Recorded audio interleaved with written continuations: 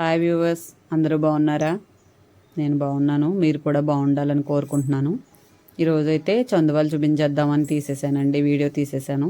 మీరు కూడా చూడండి. చందువాలు బాగున్నాయని వీడియో తీసాను. చేయకముందు చేసేసిన తర్వాత ఇలా ఉన్నాయి.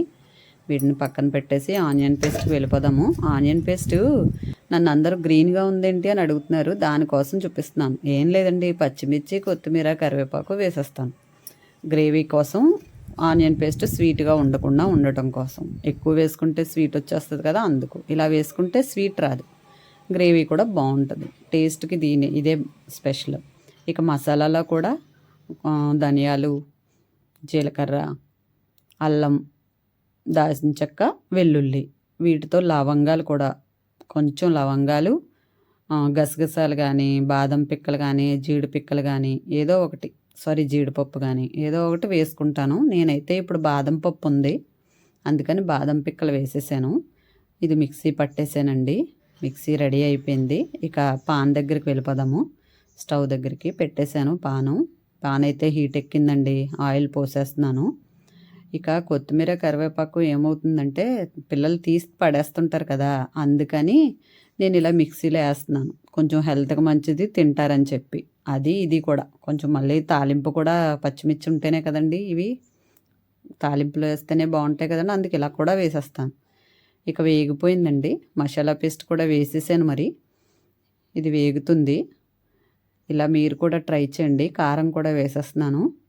కారం కూడా అందులో పచ్చిమిరపకాయలు వేసాను కదా ఆనియన్ పేస్ట్లో, చూసి వేసుకోండి. మళ్ళీ నేను వేసానని మీరు కూడా వేసేస్తే ఎక్కువైపోయింది అనుకోండి, మళ్ళీ ఫీల్ అవుతారు.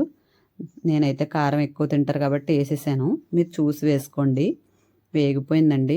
ఇలా ట్రై చేయండి మీరు కూడా. నచ్చితే లైక్ చేయండి. సబ్స్క్రైబ్ చేసిన వాళ్ళందరికీ థ్యాంక్ యూ. ఉప్పు కూడా వేసేస్తున్నానండి. మిగిలిన వాళ్ళు కూడా సబ్స్క్రైబ్ చేయండి. మసాలా పక్కకు పెట్టుకుని చేప ముక్కలు వేసేసానండి. దీని మీద వేద్దామని ఇలాగా మగ్గుతాయి కదా, మగ్గిన తర్వాత కుదుపుకోవచ్చు. నేనైతే మెల్లిగా ఇలాగా అట్లపులతో తీసేస్తున్నాను.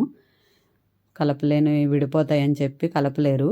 ఒకవేళ అలా అనుకుంటే కలుపుకోండి, లేదంటే కనుక కుదుపుకోండి. ఒకసారి కుదిపిన తర్వాత వాటర్ పోసేసుకోండి. అన్నీ వేసేసుకొని చూసుకుని వేసుకోండి. అది కూడా ఎగిరే కాబట్టి కొంచెం వాటర్ పోసి కలిపిన తర్వాత మళ్ళీ ఏమైనా దగ్గరికి ఉంటే కనుక కొంచెం వేసుకోండి. నాకైతే సరిపోయినవి వేసేసాను. ఇలా ఉడకనివ్వండి. ఉడికిన తర్వాత చూడండి. ఇలాగే ట్రై చేసి లైక్ చేయండి. మరిన్ని వీడియోలు చేస్తాను. చూడండి, ఉడికిపోయింది. ఇది ఇంకా రెడీ అయిపోయిందండి. కొంచెం దగ్గర పడుతుంది. దగ్గర పడిన తర్వాత తీసేయండి. ఇంకా దించేద్దాము. స్టవ్ ఆపేద్దాము. ఆపేసి బౌల్లోకి తీసేస్తాను. ఓకేనండి, ఇంకా ఇది రెడీ అయిపోయిందండి. బాయ్ అండి. Thank you so much. బౌల్లోకి అయితే తీసేసాను. చూడండి. ఓకే, థ్యాంక్స్ అండి.